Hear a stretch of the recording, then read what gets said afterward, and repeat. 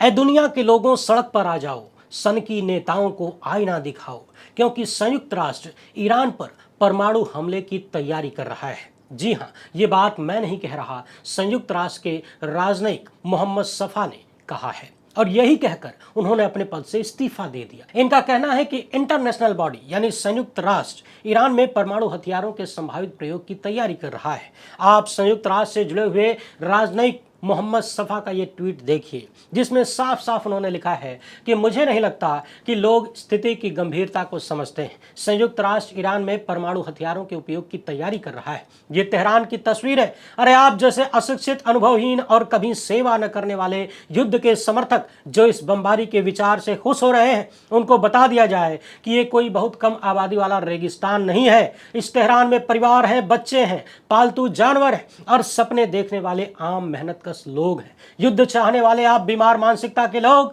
समझिए कि तेहरान लगभग 1 करोड़ लोगों का शहर है। जरा कल्पना करिए कि वाशिंगटन, बर्लिन, पेरिस, लंदन या इसी तरह के किसी और बड़े शहर पर परमाणु बम से हमला कर दिया जाए तो कैसा लगेगा। संयुक्त राष्ट्र के राजनयिक का दावा है कि परमाणु हमले की जानकारी लीक करने के लिए ही उन्होंने अपने पद से इस्तीफा दिया है। इनका कहना है कि मैंने अपने कर्तव्यों यानी पद को छोड़ दिया ताकि मानवता के खिलाफ इस अपराध का हिस्सा या गवाह न बन सकूं, ताकि बहुत देर होने से पहले परमाणु शीतकाल को रोका जा सके। अभी कल ही अमेरिका में लगभग 1 करोड़ लोगों ने नो किंग्स आंदोलन में विरोध प्रदर्शन किया ट्रंप की सत्ता के खिलाफ। परमाणु हथियारों के उपयोग की संभावना को बहुत गंभीरता से लिया जाना चाहिए। यह खतरनाक है। दुनिया अभी कार्रवाई करे, इस संदेश को दुनिया भर में फैलाया जाए, लोग सड़कों पर आएं, अपनी मानवता और भविष्य के लिए विरोध करें। इसे सिर्फ जनता ही रोक सकती है। इतिहास हमें याद रखेगा। वैसे आपको याद दिला दें, हाल ही में एक प्रेस कॉन्फ्रेंस के दौरान जापानी पत्रकार ने ट्रंप से कोई सवाल कर दिया तो ट्रंप ने परमाणु हमलों को लेकर और उससे हुए नुकसान को लेकर जापान की चुटकी ले ली और कहा कि परमाणु हमले के नुकसान को आपसे बेहतर कौन समझ सकता है। इतना बोलकर ट्रंप खीसे निपोरने लगे। बाकी आप समझ सकते हैं कि जो व्यक्ति हजारों लाखों हत्याओं पर मुस्कुरा सकता है वो किस मानसिकता का है। सवाल है कि कुछ दिनों का ब्रेक लेकर क्या सच में अमेरिका या संयुक्त राष्ट्र ईरान पर परमाणु बम से हमले की तैयारी कर रहे हैं, प्लानिंग कर रहे हैं, और क्या पूरी दुनिया इन सब को चुपचाप देखती रहेगी। क्या पूरी दुनिया डरपोक और कमजोर लोगों से भर गई है। उधर ट्रंप है जो ईरान के एक द्वीप पर भी अटक गए, नाम है खार्ग। अब ट्रंप के अटकने का कारण क्या है उसको समझना बड़ा जरूरी है। तो आइए समझ लेते हैं कि खार्ग में आखिर ट्रंप का दिल क्यों अटक गया है। मगर उससे पहले आप सभी से एक छोटी सी अपील है, पहली बार है तो चैनल को सब्सक्राइब करके घंटी बजा दीजिए टन से। हर वीडियो को लाइक और शेयर करना आपकी जिम्मेदारी है। इसके अलावा आप जानते हैं कि हम किसी धन्ना सेठ या राजनीतिक दल के दम पर चलते नहीं, तभी खुलकर आपकी बात हो पाती है। हमारा काम पसंद आता हो तो इस QR कोड या अपने मोबाइल नंबर का प्रयोग करते हुए जो भी हो सके आर्थिक सहयोग भेजने का प्रयास जरूर करें। बहुत बहुत धन्यवाद। ईरान के खार्ग द्वीप पर आजकल ट्रंप की आंख एकदम जम गई है, गड़ गई है। इनको वही चाहिए, जी हाँ, खार्ग ही चाहिए। इसकी ख्वाहिश उन्होंने सिर्फ जताया ही नहीं है बल्कि मरीन, सैनिक, पैरा ट्रूप्स तक बुला लिए हैं। त्रिपोली जहाज इनको लेकर फारस की खाड़ी में पहुंच चुका है। ट्रंप को खार्ग से इतनी मोहब्बत क्यों है, इसे ही आज समझना जरूरी है। साल था 1988। ईरान इराक युद्ध के दौरान टैंकरों पर ताबड़तोड़ हमले हो रहे थे।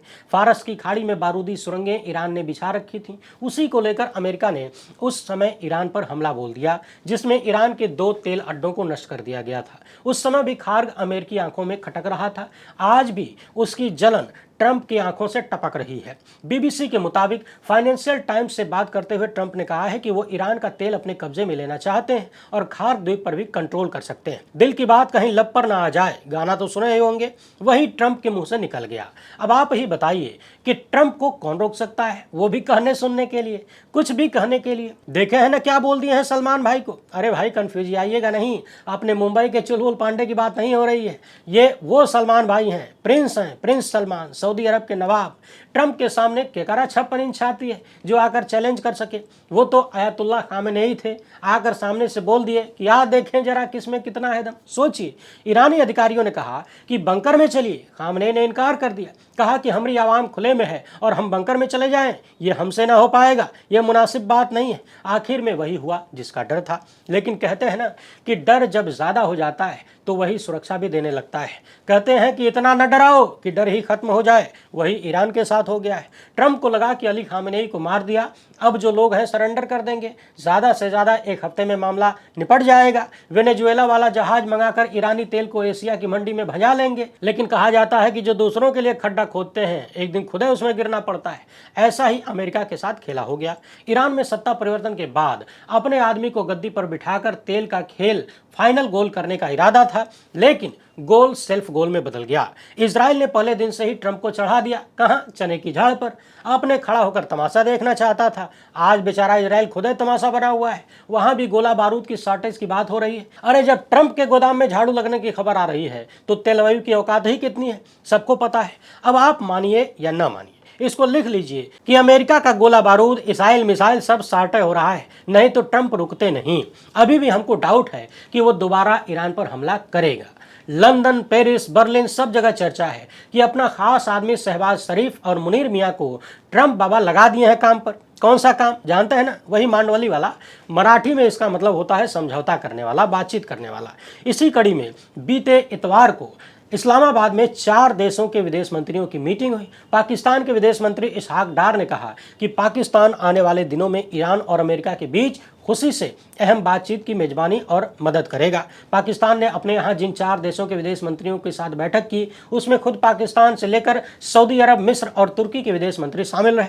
पाकिस्तानी विदेश मंत्री इसहाक डार के मुताबिक उन्होंने 3 देशों के विदेश मंत्रियों से क्षेत्र में हमेशा के लिए और जंग को जल्द खत्म करने के तरीकों पर चर्चा किया है। अब ये तो रही पाकि विदेश मंत्री की बात। बीबीसी उर्दू ने भी इस बात की पुष्टि किया है कि सऊदी अरब के विदेश मंत्री फैसल बिन रहमान और पाकिस्तान के प्रधानमंत्री शहबाज शरीफ के बीच मुलाकात हुई है। जंग रोकने की जो बात हो रही है, बीबीसी के अनुसार इजरायली मीडिया और अमेरिकी मीडिया में यह बात चल रही है कि अमेरिका ने 15 सूत्रीय प्लान बनाया है जिसे पाकिस्तान के जरिए ईरान को दे दिया गया है, जबकि ईरान का दावा है कि उसने भी अपनी 5 सूत्रीय मांगे रखी हैं, जिसके भीतर होर्मुज स्ट्रेट पर ईरान के वैध अधिकार की भी बात कही गई है। अब खार्ग द्वीप का मामला इतना अहम क्यों है, ट्रंप का दिल खार्ग पर क्यों अटक गया है, इसको समझिए। ईरान के समुद्री किनारे काफी उथले हैं, यहाँ पर बड़े सुपर टैंक नहीं आ सकते। लगता है इसी को देखकर प्रकृति ने खार्ग द्वीप को ईरान के इतना करीब बना दिया। ईरान के किनारे से महज 24 किलोमीटर दूर है खार्ग, फारस की खाड़ी में स्थित। आप इस मैप में देख सकते हैं बड़ा सा ईरान, उसके बगल में बहुत छोटू सा खार्ग द्वीप। फारस की खाड़ी में स्थित इस द्वीप को ईरान ने अपने तेल निर्यात के लिए विकसित किया। आज की तारीख में ईरान से सारा कच्चा तेल लगभग यहीं से जाता है। एक तो इस द्वीप को प्राकृतिक रूप से काफी समृद्ध माना जाता है। खार्ग के ऊपर मीठे पानी के किनारे उगने वाले ताड़ के पेड़ भी देखे गए हैं, जिसे ऐसे इलाके में दुर्लभ माना जाता है। ईरान के भीतर से क्रूड ऑयल को पाइपलाइन के जरिए इस द्वीप पर लाया जाता है, जिसको बड़े बड़े टैंकरों में स्टोर करते हैं। ईरान से तेल खरीदने वाले जहाज खार्ग पहुंचते हैं और तेल लोड करके निकल लेते हैं। इसी खार्ग से चीन का सबसे ज्यादा तेल जाता है। अमेरिका को इस द्वीप के चलते एक बात और कचोट रही है, ईरान का तेल अभी भी यहां से सप्लाई हो रहा है। चीन के बारे में कहा जा रहा है कि अभी भी उसका तेल ईरान से मिल रहा है। बीते 28 फरवरी को जब ईरान पर हमला हुआ था तब कच्चे तेल की कीमत $72 प्रति बैरल थी, जो बढ़कर अब पिछले सोमवार को यानी 30 मार्च को $116 प्रति बैरल हो गई। ऐसे में हो सकता है कि ट्रंप को इस बात का भी मलाल हो कि ईरान के पास बढ़े रेट का मुनाफा भी मिल रहा है, यानी चीन तेल खरीद रहा है तो पैसा तो दे रहा है ना। ये सारा खेल खार्ग द्वीप के चलते ही संभव हो पा रहा है। ट्रंप को तेल से प्यार है, चाहे वो जमीन के भीतर हो या बाहर। अब उसे कोई तेल लगाए चाहे न लगाए, इससे कोई फर्क नहीं पड़ता। उनको तेल दिखना चाहिए खाली। सरेआम उन्होंने मोहम्मद बिन सलमान को तेल लगाने वाला ही कहा है। कहा तो और भी बहुत कुछ है, अब उसको हम यहाँ बता नहीं सकते। अंग्रेजी में ट्रंप बके हैं, हम हिंदी में उसको कह नहीं सकते। ट्रंप ने अपने मुंह से ये भी कहा कि ईमानदारी से कहूँ तो मेरी पसंदीदा चीज़ है ईरान का तेल लेना। वो यही नहीं रुकते, आगे कहते हैं कि उनको अमेरिका में कुछ लोग कहते हैं कि ट्रंप ऐसा क्यों कर रहे हैं। जो ऐसा कहते हैं वो सब बेवकूफ़ हैं। खार्ग द्वीप को लेकर ट्रंप दुविधा भी दिखा रहे हैं। एक बार कहते हैं कि हो सकता है हम खार्ग द्वीप को ले लें, फिर कहते हैं कि हो सकता है न लें। इसको हल्के में लेने की जरूरत भी नहीं है, क्योंकि ट्रंप ने जिस तरह से पाकिस्तान को काम पर लगाया है उसके कई मायने हैं। एक तो पाकिस्तान को सारी ट्रिक पता है, अमेरिका की भी और ईरान की भी। साथ ही ऐसे हालात में कैसे बच सकते हैं उसका अपना निजी तजुर्बा है। इन सब में हिडन अमेरिका एजेंडा भी हो सकता है, जिसमें ईरान को परमाणु कार्यक्रम के नाम पर तबाह कर देने जैसी धमकी भी होगी। साथ ही अमेरिकी शर्तें भी कुछ रियायत के साथ मुलाकात होंगी, जिसमें यह भी जिक्र हो सकता है कि यदि ईरान इतने दिन तक अमेरिका को फ्री में तेल दे सकता है तब मौजूदा सरकार को मान्यता दे दी जाएगी, नहीं तो सरकार तो जाएगी ही, ईरान भी तबाह कर दिया जाएगा। मनोवैज्ञानिक दबाव के साथ सारे हथकंडे अमेरिका अपना रहा है। बार बार ट्रंप कह रहे हैं कि ईरान से उनकी बात हो रही है, जबकि ईरानी सरकार इसको नकार रही है। ट्रंप इनडायरेक्ट बात की बात कर रहे हैं, और ये जो इनडायरेक्ट बात हो रही है वो पाकिस्तान ही है और कोई मुल्क नहीं है। ट्रंप इस बात का भी जिक्र करते हैं कि इसका कोई निश्चित समय नहीं है, संघर्ष विराम समझौता होगा कि नहीं कुछ कहा नहीं जा सकता। अमेरिकी दावे और ट्रंप के बड़बोलेपन को लेकर ईरान भी चुप नहीं है। ट्रंप के इस दावे पर ईरानी संसद के अध्यक्ष कहते हैं कि ईरानी सेना भी अमेरिकी सेना का जमीन पर उतरने का इंतजार कर रही है ताकि उन पर आग बरसाई जा सके। ये सिर्फ हवाई दावे नहीं, वैसे भी अमेरिका की सेना जहां भी जमीन पर, खासकर विदेशी सरजमी पर उतरी है, या तो हारी है नहीं तो लंबा नुकसान उठाकर गई है। इसके साथ ही ज्यादातर अमेरिकी राष्ट्रपति को बदलने का भी पूरा इंतजाम कर देती है। ईरान के सेंट्रल हेडक्वार्टर के प्रवक्ता इब्राहिम जोफागरी ने भी चेताया है कि ईरानी सेना और सशस्त्र दस्ते अमेरिका इजराइल के कमांडरों के घरों को भी निशाना बना सकते हैं। खातम अल अनबिया ईरान की सर्वोच्च ऑपरेशनल कमान इकाई है जो देश के सेना के साथ तालमेल बनाकर चलती है।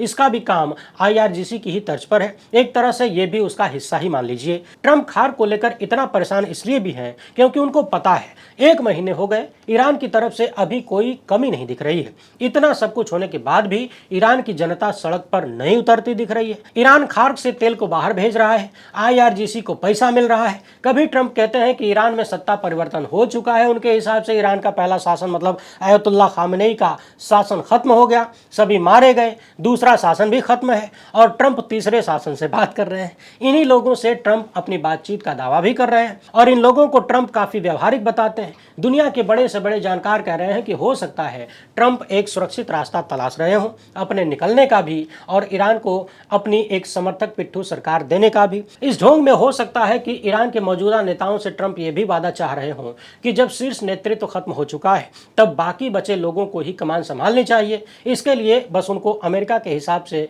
दुम हिलाना होगा। हालांकि ईरान अब तक इन चीज़ों के लिए तैयार नहीं है। ट्रंप की इस चाल का कितना असर ईरान की मौजूदा सरकार पर पड़ेगा ये तो आने वाला वक्त बताएगा, लेकिन एक बात तय है कि ईरान के साथ अमेरिका के संबंध अब नॉर्मल होने वाले नहीं हैं। खार्ग ट्रंप की आंखों में बाल की तरह धंसा हुआ है। जब भी टाइम मिलता है ट्रंप को खार्ग में ईरान का 90% तेल दिखने लगता है जो पाइपलाइन के जरिए यहां आ रहा है और सुपर टैंकरों में लदकर विदेशों में जा रहा है। न तो अमेरिका के हिसाब से ईरान ने घुटने टेके और न ही ईरानी अवाम ने अभी तक बगावत की। इसकी पूरी ट्रंप को उम्मीद थी, लेकिन सारे दांव उल्टे पड़ चुके हैं। अब अमेरिका को खार्ग से ही आस है, यदि समझौता होकर जंग रुक जाती है तब तो अति सुंदर, नहीं हुआ और खार्ग पर कहीं अमेरिकी हमला हुआ तब दुनिया के सामने विश्व युद्ध का खतरा और तेजी से मंडराएगा। साथ ही साथ दुनिया को मंदी के आगोश में जाने से भी कोई रोक नहीं पाएगा। युद्ध विराम के बीच बीते सोमवार की रात 12 बजे एक खबर आई कि ईरान में मशहद एयरपोर्ट पर खड़ा एक जहाज अमेरिकी हमले में क्षतिग्रस्त हो गया। दैनिक भास्कर के अनुसार सोमवार को महान एयरलाइंस का एक प्लेन अमेरिकी हमले में तबाह हो गया। इस हवाई जहाज को भारत आना था और भारत से दवाइयां और दूसरी राहत सामग्री लेकर वापस ईरान जाना था। बाकी देखते जाइए सनकी नेता दुनिया को और कितना परेशान करते हैं। वीडियो पसंद आई हो तो ज्यादा लोगों तक पहुंचाएं। पहली बार है तो चैनल को सब्सक्राइब कर लीजिए। हमसे जुड़ने के लिए बहुत बहुत धन्यवाद।